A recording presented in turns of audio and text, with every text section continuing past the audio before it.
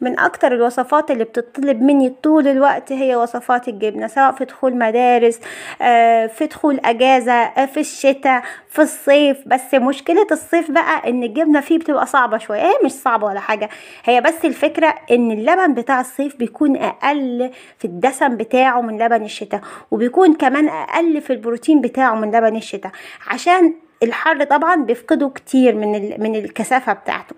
فازاي احنا نطلع جبنه في الصيف زي جبنه الشتاء؟ ده اللي هتشوفيه معايا النهارده. هقولك ازاي تستغلي كل كيلو حليب وتطلعي منه كميه حلوه من الجبنه باسهل طريقه ممكنه، ومن غير ما تهدري الحليب اللي عندك، وكمان بطريقه بسيطه جدا من غير مكونات صعبه. تقدري تعمليه في البيت بمنتهى البساطه، ومش محتاجه ابدا انك انتي من هنا ورايح تشتري الجبنه القريش. مش بس كده، انا هقولك ازاي قبل ما تعملي الجبنه القريش تعملي الجبنه البيضه والجبنه المتبله. كل ده هتشوفوه معايا في فيديو واحد بس. يا ريت بقى من فضلكم لو استفدتوا من الفيديو ما تنسوش بقى لايك وشير للفيديو، عشان تشتركوا في القناه وتفعلوا الجرس على كلمه الكل. وما تنسوش بقى تسيبوا لي كومنت حلو يشجعني، قولوا لي بتتابعوا القناه منين، وايه الوصفات اللي حابين تشوفوها عندي في قناه نرمين الماجد الفتره اللي جايه. وهسيب لكم كمان لينك صفحتي على الفيسبوك عشان لو حد حابب ان هو يشوف الوصفات بتاعتي المكتوبه. اول حاجه انا هجيب الحليب. طبعا يفضل الحليب اساسي ان هو ما يكونش مبستر، لا حليب طازه، ويكون حليب كامل الدسم. يعني بلاش الحليب اللي هو متاخد منه دسم ده، لانه بصراحه مش في مصلحه الوصفه في فصل الصيف انك تستخدمي حليب مبستر او حليب خالي الدسم.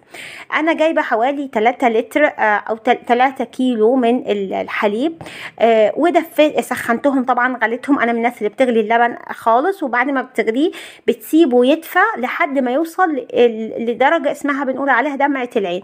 ما بشتغلش في لبن من غير غليه مهما كانت نظافته، ما بشتغلش في لبن الا لما اغليه الاول. بعد كده بعد ما احط صباعي في اللبن كده احس ان اللبن بقى زي دمعه العين كده، ده في سنه بسيطه جدا.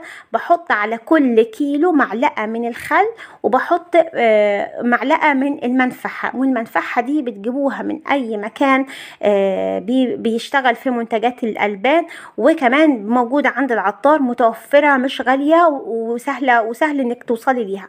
فكره بس المنفعه ان هي بتكثف اللبن اكتر من فصل، يعني اكتر من انت لو اشتغلتي من غير منفعه. هو الخل كفايه ان هو يعمل تكثيف للبن بالشكل ده، بس بصراحه المنفعه بتدي اكبر قيمه او اكبر كميه لبن، اكبر كميه جبنه من اقل كميه لبن. يعني لو احنا عايزين نعمل جبنه موفره المفروض ان احنا نضيف منفعه. تمام. وطبعا تقدروا تضيفوا الملح في ربع معلقه ملح، مش اكتر من كده. نيجي بقى للنقطه المهمه، وهي الدسم اللي كان على اللبن.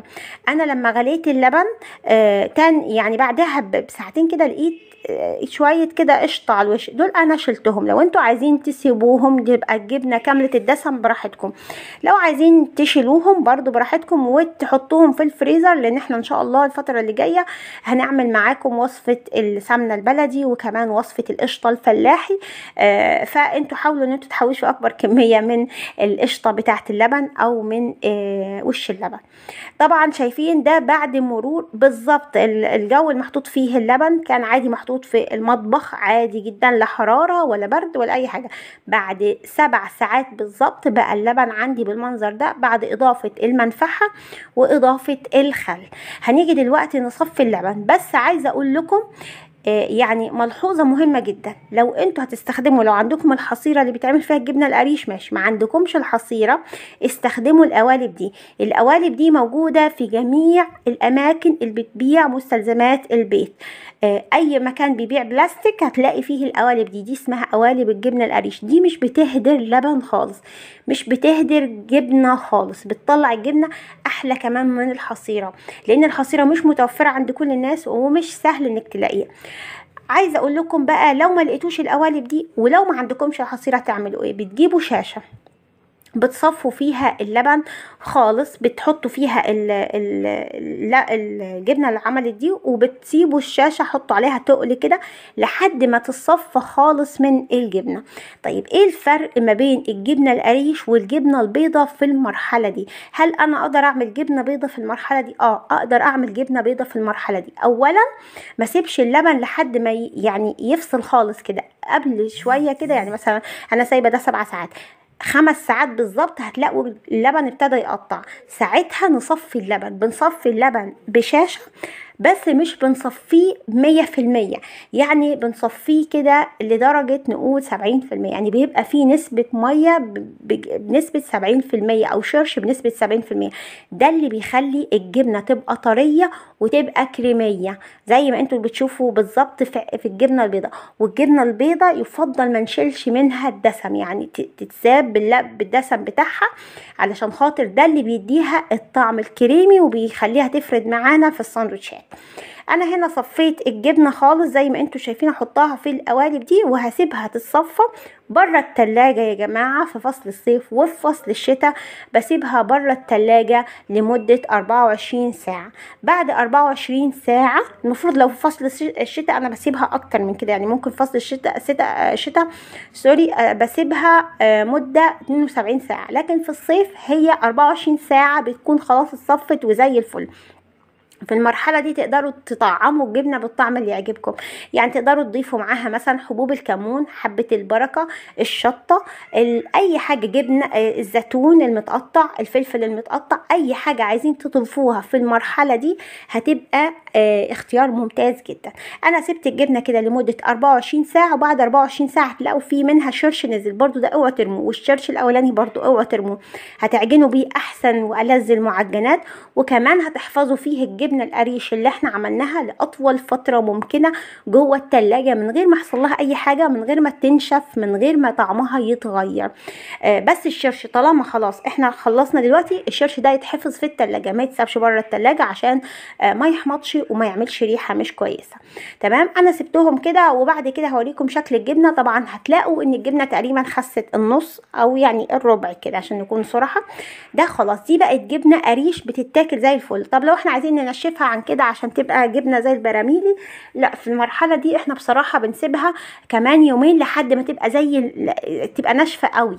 ساعتها بقى بجيب المية او الشرش اللي انا نزل من الجبنة ده وبملحه، بحط له ملح، معلقتين ملح ومعلقة خل، وبحط له شطه على قد ما اقدر، وبرقد جواها الجبنه، بتبقى جبنه براميلي حلوه جدا جدا. لكن دي جبنه قريش طبعا بتتاكل حلوه قوي قوي، طعمها جميل وغنيه قوي وحلوه جدا للدايت، وحلوه جدا للاطفال الصغيرين، مفيده جدا جدا. وتقدروا تعملوا منها الجبنه الكريمي لو ضربتوها مع الشرش ومعلقه زبده او مكعب زبده، هتبقى معاكم جبنه كريمي. يعني عايزه اقول لكم اي نوع جبنه انتوا تحبوه تقريبا انا قلت لكم كل انواع الجبنه، فيما عدا عشان بس نبقى صراحه اللي هي الجبن اللي هي مطبوخه، هي دي بس اللي احنا ما اتكلمناش عنها، اللي هي المثلثات والشيدر والموتزاريلا والكلام ده. لكن تقريبا كل الجبن البيضاء والاسطنبولي والمحبشه وكل الحاجات دي احنا اتكلمنا عليها جوه الفيديو. اتمنى تكونوا استفدتوا من الفيديو واستفدتوا من طريقه عمل الجبنه. لو عجبتكم الوصفه واستفدتوا منها ما تنسوش بقى تعملوا لايك وشير، تشتركوا في القناه، تفعلوا الجرس على كلمه الكل، ما تنسوش بقى كومنت حلو يشجعني وتقولوا لي بتتابعوا القناه منين وايه الوصفات اللي عايزين تشوفوها الفتره اللي جايه. للاعلانات على القناه اسيب لكم اللينك ورقم التليفون في صندوق الوصف تحت الفيديو على طول. بالف هنا وشفا، كل سنه وانتم طيبين يا رب، واشوفكم دايما على خير قريب.